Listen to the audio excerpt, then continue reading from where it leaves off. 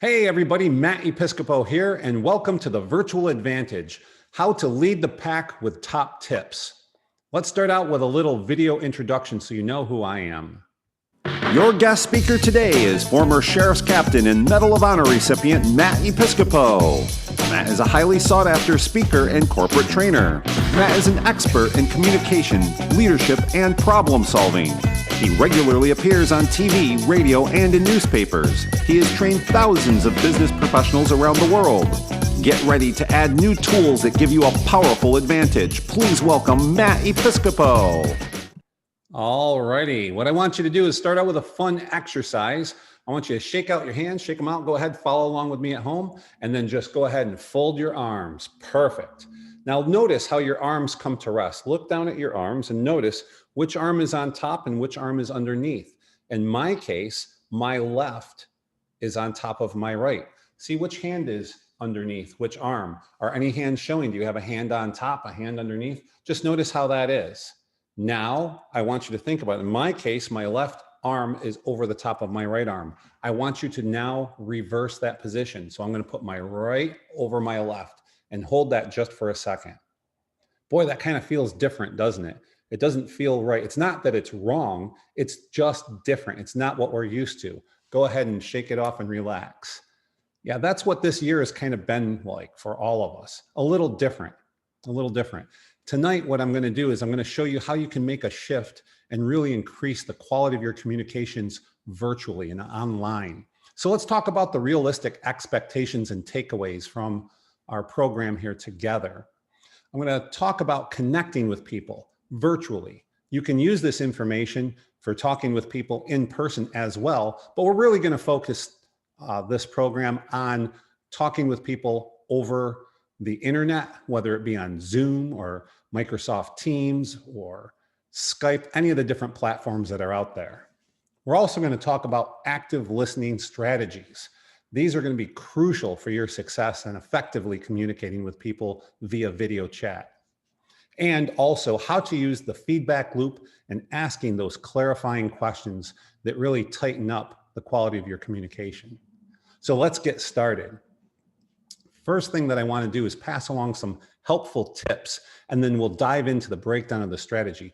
The first thing you have to do is get your camera at eye level.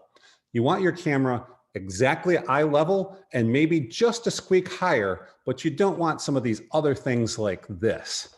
No one wants to see up your nose, looking at your ceiling fan, all these things. And why does this happen? Because a lot of times we're using a phone and we're just sort of propping it up on the table, or we have a laptop on our desk and we open it up, and that's the view that a lot of people see. And that's just not a good angle. It's not flattering. It's not for good quality communication. What we want to do is we want to get our camera at eye level. That's really important when we're talking with people online. So some of the tools that you can use is you can just get a stand. Now this particular stand I'm demonstrating is for like a laptop. You would put your laptop on this and get it up in the air. Another thing that you could use is just some books or magazines, and you can put your laptop or your desktop or even prop up your phone, whatever it takes to get that phone at eye level. Or your computer, the lens is really what we're talking about. We want that at eye level. You can do something like this where you put it on a coffee table and sit on the floor. You also want to be aware of your lighting, because a lot of people have windows that they're near, and the window is going to suck up that light and it's going to make you dark and people can't see you. And if they can't see you and look at you, it really diminishes the quality of your communication with them. So what can you do in this scenario? Really simple. Just turn around and take advantage of that natural lighting so it's lighting you up really nice. And when you look at the camera, you can see, do you have shadows? Are you washed out? Are you too dark, whatever? So there's things that we can do to make sure that we look good on camera. Another thing that I've noticed is some people say, well, I have a window behind me, so I'm going to use a backdrop. And you can. That's not a bad thing. In my experience doing this professionally, if you use a black backdrop, then it also has the same effect. The lens sees the dark and it tries to overcompensate for that. So what happens is you actually get washed out because it's trying to focus on that black background. So you got to be wary of that. What can you do? Well, you can use what's called a ring light. In this particular case, this ring light will light your face up and take care of any shadows. I'm using one right now for this presentation. Let me just show you what the difference of a ring light and no ring light is. Watch this. If I turn that ring light off, now I have another light over here. And if I turn that light off, it'd be completely dark. But you see what a difference this makes just having that on? So now what I can do is I can look at the camera and I can turn this ring light on and I can just turn it just enough where it looks good, because if I turned it up too bright, it's going to wash me out. Now, this is what it looks like. Remember when I told you about the black background? It really washes you out. So you just get that so it's nice and you have good lighting and you're all set. You can use a ring light. What if you're using a phone? Because a lot of us do our meetings on the go. You can use one of these. It's a ring light made for your phone. Now, the ring light that I'm showing you for the computer in your office, average $30, give or take. You know, you can spend a little less, you can spend a bit more depending on the features. $30 is pretty good. The one for your phone, around $10 to $13, somewhere in there. They're not expensive. The one that you use in your office, you can plug right into your USB port or the wall. The one for your phone, completely portable, has different brightnesses, and it's rechargeable. So there are some options so that you can get a nice look about. Now watch your background as well. A lot of people don't use a virtual backdrop, which I'm using right here. You can see for PRI, I put their branding up here, so it looks nice and it's brand compliant for this video series that they're offering. Now, let's take a look at what would happen if I didn't have a virtual backdrop on. Let's do this. Yeah, see, this is my home office right here. Now, it doesn't look horrible, but it doesn't really look great or professional. It's not what I want you to see, because a lot of people are looking around. They're saying, okay, what's over here? What's over here? It's sort of distracting. The reason why we're using a virtual backdrop is it keeps people focused. They're not looking around and getting distracted. You don't want to provide them that. So as you see in the photo here, a lot of people have bookcases behind them and things like that, and it's just really distracting. So pay attention to what your background looks like as well. If you have to, you can just use a wall, a plain wall behind you, and then there's nothing to see. So there are some options for you. Now let me reveal to you my most powerful secret, the eyes. And why do I want to talk about the eyes? Because when you're talking virtually, first of all, the face is the most expressive thing that we have to communicate with. Second to the face is the hands. So the hands and the face are what people are looking at you to judge you and see if they know, like, and trust you and build rapport with you. But the eyes are really, really telling, and that's what people focus on. So we got to get that right, because they're looking for trust and credibility. That's the real reason behind eye contact. Now think about it like this. I'm looking directly at the camera lens right now and talking with you. But if I was doing this and talking with you, I'm actually looking at my computer screen right now. And if I'm having a Zoom meeting and I'm doing this, and then I look over here because there's someone else over here, and I'm just kind of looking at my computer screen like this, because the people I'm talking to are on my screen. So psychologically, I believe that I'm looking at them and talking to them. But as you can see, I'm not making really good eye contact because I'm not looking at the lens. You see the difference there? And I wanted you to feel that as well. The difference between me looking at the lens and talking to you right now and doing this and looking at my computer screen and talking to you. This is a big difference. When you don't feel like you have good eye contact with people, they start to disengage. They feel they can do other things, such as check their email, work on other things, maybe shoot their buddies a text message, whatever it is. Eye contact is important to keep people engaged and make them feel listened to. And we're going to talk a lot about that in just a little bit. So what do you do? When you're having a conversation with someone in person, this is called the lower triangular gaze. That's as if there's a line across their eyes and down to their chin. Now, you don't lock eyes with someone and just stare at them, because that's kind of creepy. You look at their eyes, but then your eyes move around, and in general conversation, they move around this general area of the face and then come back to the eyes every so often. So practicing that technique, you have to focus on your camera lens and say, here's the lens, and on my computer screen, I'm going to put the things that I need to pay attention to up in this area of my computer. Because if I look at someone in normal conversation. I'm talking to more than one person. It is normal to look at someone and engage someone over here and generally glance back at them, or if there's someone over here. It's normal to look side to side when talking to people. But when you're talking to people in person, what you don't do is you don't go down around like this. Because when you break eye contact and your head's going down, it sends certain body language to the person that you're communicating with. And a lot of times, if you can't make eye contact with somebody, they don't have trust in you. They think something fishy is going on. Maybe you're being a little deceitful, or maybe there's something else going on, and we don't want that. That's not the message we want to send. So we want to have good eye contact with people when we're talking with them. Now let's talk about active listening in the feedback loop, because this is going to be really critical to your online communication. First, ask yourself this question. Have you ever been interrupted during a conversation? I know I have. It's frustrating, isn't it? Have you ever been frustrated because the person whom you're speaking with is busy texting someone or looking at other things on the computer? I see this happen all the time. I'm on a lot of Zoom meetings, and my business prior to the COVID breakout was all in person for the most part. I did do some virtual programming, but most of the stuff that I did was live with people. And now when you're online with people, the computer's right here. It's the perfect opportunity to start looking at things. There's pop-ups that come up. You got a notification, a new email. It's easy to multitask. People think that they can multitask. Well, I'll just listen to the Zoom meeting while I'm getting some work done. And that doesn't make the people talking with you, if that's what you're doing, feel listened to. And that's really going to degrade things, which we'll cover in detail here in just a moment. Have you ever struggled to explain your point to someone who doesn't seem to understand? We're going to clarify that with our feedback loop and asking the clarifying questions. It's going to eliminate this for you. Have you ever been misunderstood because of social or cultural differences? Happens all the time. Let's get into it. We don't want to make people feel like this. It is a lot about the feeling, and you're going to see how that's going to work to your advantage. So what's our objectives? Our objectives is to listen actively. I'm going to show you exactly how to do that, and to demonstrate understanding. Now let's get into it.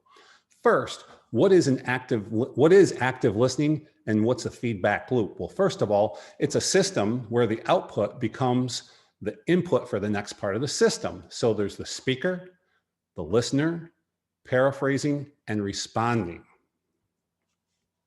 It's a skill that can be learned and improved. Back when I worked in my law enforcement career, my specialty was interview and interrogation, and I learned and mastered these skills. But it didn't end there. Even to this day, every time I have an interaction with someone, I do my best to improve and focus on this. The goal is to understand the emotion and intentions behind the information. And it's a two-way street. That's communication. And you're going to think about it like this initially. You, we, I. When you start thinking about it that way, it's going to open up the doors for you. What I mean by this is you is focus on the person that you're talking with. Be a good active listener. Then, if there's the opportunity, you're going to get into something together and have that communication. And then what your needs are going to come last, and you'll have that opportunity. But by being that good listener and putting them first of all, in certain scenarios, it can really de-escalate some things. Sometimes there's an opportunity to de-escalate. A lot of people are very frustrated these days because things aren't as they've always been, and it's changing rapidly. And people are in different circumstances, and sometimes they just need to be listened to. By just listening to somebody can really de-escalate things. Also, by listening to somebody and understanding them, you can improve what it is that you help them with. Now, they're doing business with you because you're an expert in your field. There's something that you know that they need, and you don't know what they need or how you can best help them until you really understand and talk with them and listen to what it is they need. Then you know exactly what you need to do. Now, here's some tips to avoid the most common mistakes that you can possibly make. Do not interrupt the person speaking. Let them talk completely. Not only don't interrupt them, but encourage them to talk. Now, let's pause for just a second. There is a big difference on how men communicate and how women communicate. Here's the difference, and here's why it's important to understand this. Men listen to respond, women listen to understand. So that means women inherently are naturally better listeners than men. Now, men, this is not a slam or a dig at you. This is something that you need to know to be more effective. Studies have shown that men tend to interrupt every 7.5 seconds. Why? Because we're task-oriented. You'll start listening to somebody talk, and then once you think you have the answer or have the knowledge, bam, your brain goes into, let me tell you what the answer is. We're very efficient. We're hunters. We're task-oriented. This is what we do. So this is something that we have to actively practice and get better at, and you can do it, believe me. It's going to make the quality of your communication so much better. Do not talk over the top of the person while they're talking. This happens to me sometimes, and it's extremely frustrating. You're talking and they think they have the answer, and they just start talking right over the top of you. And sometimes you just keep talking, and sometimes you let them take it over, but you don't like how that feels. Stop thinking about your response before the speaker is finished. Again, we're taking in information and we start formulating ideas and all that. It's really tough to break this habit. You can do it. It takes some work and some practice. Don't finish the speaker's sentence out loud or in your mind. I've had that happen as well, and I'm sure you're all nodding your head saying, yeah, me too. Stop letting your mind wander to something that you think is more important. Sometimes this happens when you're talking with somebody and they go on and on and on a little bit, and you don't get the chance to engage with them or say something that you want, and your mind just starts drifting because you think, wow, this is boring. So your mind goes elsewhere. Don't offer advice before being asked. Again, it's our intention to be helpful, but not everyone wants advice. So if you feel that you have advice to give, say, I have some thoughts on this. Would you like to hear? And see if they want to hear your thoughts before you just give advice. Because sometimes people just flat out want you to listen and nothing more than that. And don't criticize the person speaking. Why this is really important is because if you criticize someone, then that becomes the issue at hand, other than what they were talking about, and it completely derails the conversation. Here's tips to practice active listening. Become an engaged listener and suspend judgment. What do I mean by becoming an engaged listener? First of all, you can improve your verbal cues and the way that you deliver nonverbal signals, and we'll break this right down for you. Verbal cues are things such as yes, tell me more, I'm listening. Ask clarifying questions on topic and validate them. I understand what you're saying. I know how you're feeling.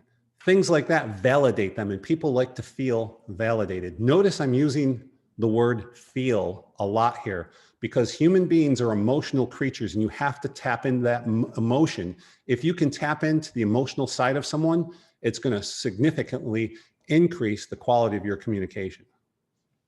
Reflect what you hear and speak back to them what you thought you heard them say, and seek clarification by summarizing. So Tom, if I understand what you're saying, Bill, what I thought I heard you say was.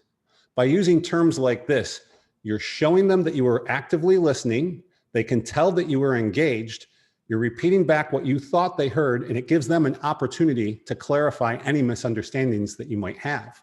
When we hear information, we may make assumptions, not as a bad thing, but we might interpret information differently than what they intended.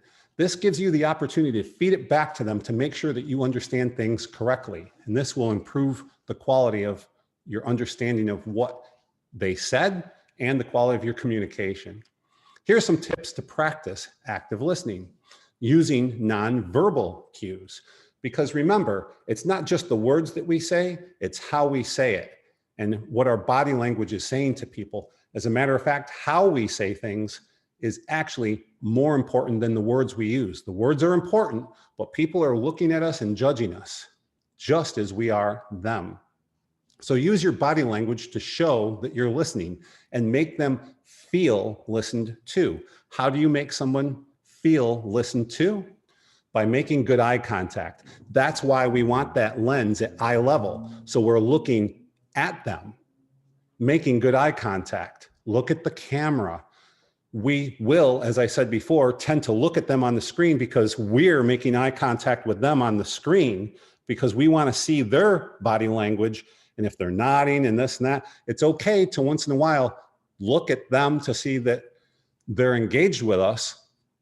But remember, when you're talking with them, you are looking at the camera. So it's important to put those little eyes up there so you have something to look at and focus on, because this is them really, not down here on the screen. So remember, look at the camera. Also, sit up and have good posture. As a matter of fact, if you're talking with someone in person, what you're really doing is you're leaning into them, showing interest, and nodding your head and smiling. So lean towards the camera to show interest and make them feel listened to. Nodding your head and use an open body position. What I mean by this is don't sit there disinterested with your arms crossed, not making eye contact, fiddling around with things, looking obviously distracted, doing this. They're going to say they're not engaged. They're not even paying attention. And if someone feels like you're not even paying attention to them, they're probably not going to give you as much information as you want. We all think we can multitask, and I'll just answer a couple emails. I'm paying attention because I can hear you, but what does that person feel at the other side of the conversation? They do not feel engaged. They don't feel listened to. And if people don't feel listened to, they're going to shut down. And that's what we don't want. The more you can get someone to talk, the better you're doing. So why is it important for a person to actively listen and follow up with a feedback loop? You can answer it.